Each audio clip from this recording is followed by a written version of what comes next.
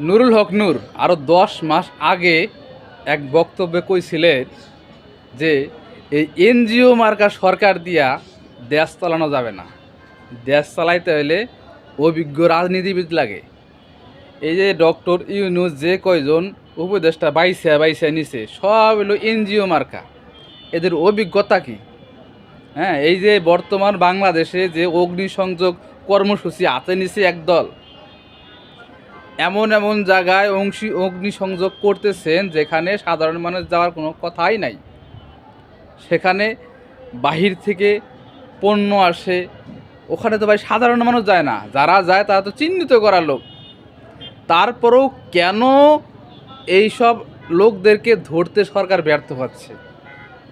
কেন? কারা করতেছে? তদন্ত কমিটির নামে খালি সময় পার করা হচ্ছে।